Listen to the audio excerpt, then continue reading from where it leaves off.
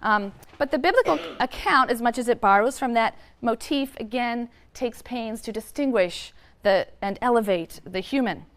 First, the fashioning of the human from clay is, again, in that story, it's the climactic, or, well, not quite climactic. It's the penultimate, I suppose, moment in the story. The final climactic act of creation is the creation of the female from the male. That is actually the peak of creation, what can I say? Second and significantly, not an afterthought, it's the peak of creation.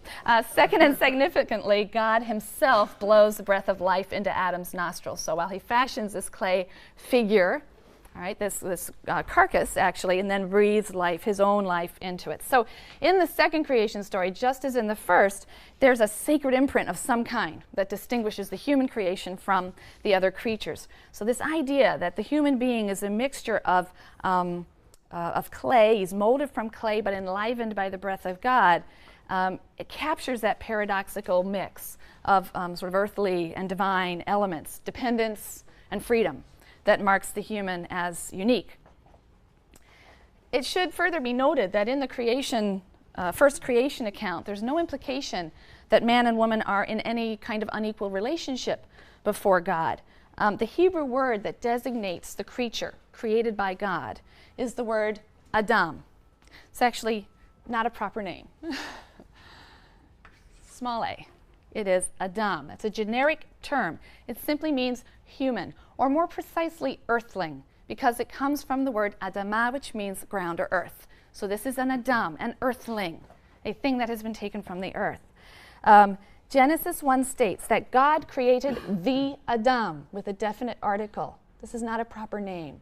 God created the Adam, the earthling. Male and female created he them.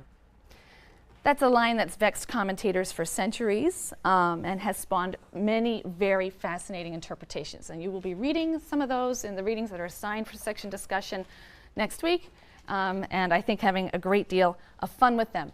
Moreover, this earthling that seems to include both male and female is then said to be in the image of God. So that suggests that the ancient Israelites didn't conceive of God as gendered or necessarily gendered. The Adam, the earthling, male and female, was made in the image of God.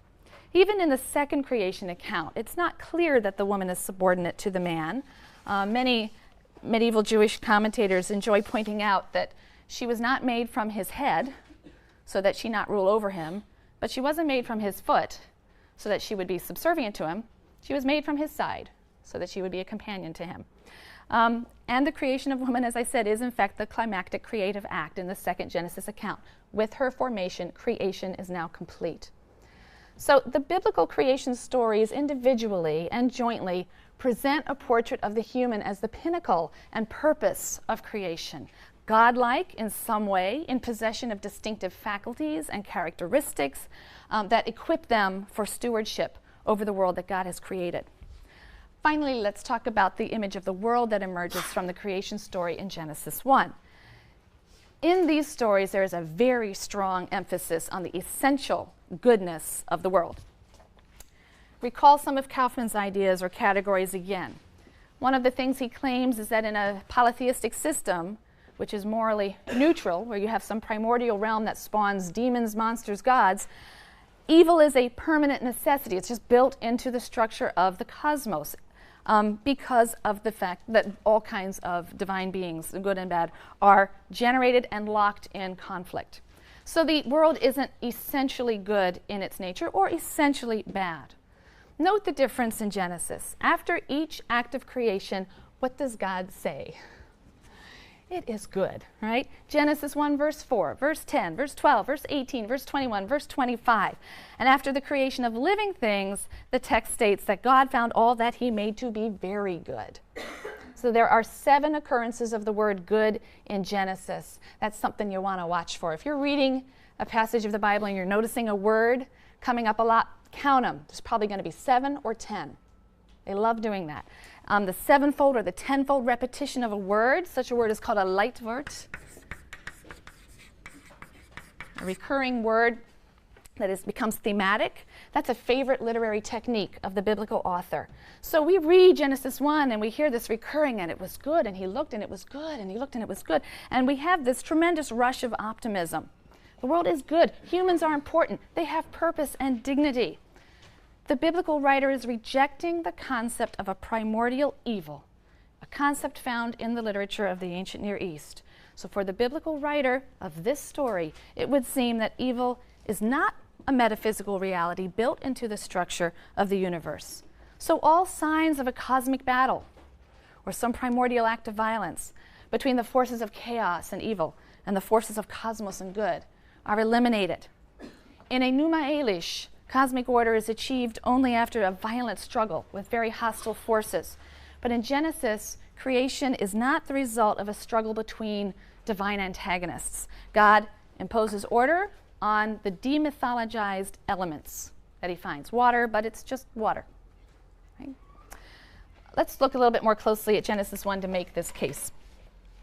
The chapter begins with a temporal clause, which is unfortunately often translated in the beginning, which implies that what follows is going to give you an ultimate account of the origins of the universe. You sort of expect something like, in the beginning, God created the heaven and the earth. Like this was the first thing to happen in time. Right? So that translation causes people to believe that the story is giving me an account of the first event in time, forward. But it's actually a bad translation. The Hebrew phrase that starts the book of Genesis is pretty much exactly like the phrase that starts Éinnoma Éilís. When on high there was a whole bunch of water and stuff, then suddenly this happened. Very similar in the Hebrew. It's better translated this way. When God began creating the heavens and the earth, he said, "Let there be light," and there was light. And that translation suggests that the story isn't concerned to depict the ultimate origins of the universe. It's interested in explaining how and why the world got the way it is. When God began this process of creating the heaven and the earth was unformed and void, and his wind was on the surface of the deep and so on, he said, "Let there be light," and there was light. So we find that, in fact, something exists. It has no shape. So creation in Genesis 1 is not described as a process of making something out of nothing. That's a notion referred to as creation ex nihilo, creation of something out of utter nothing.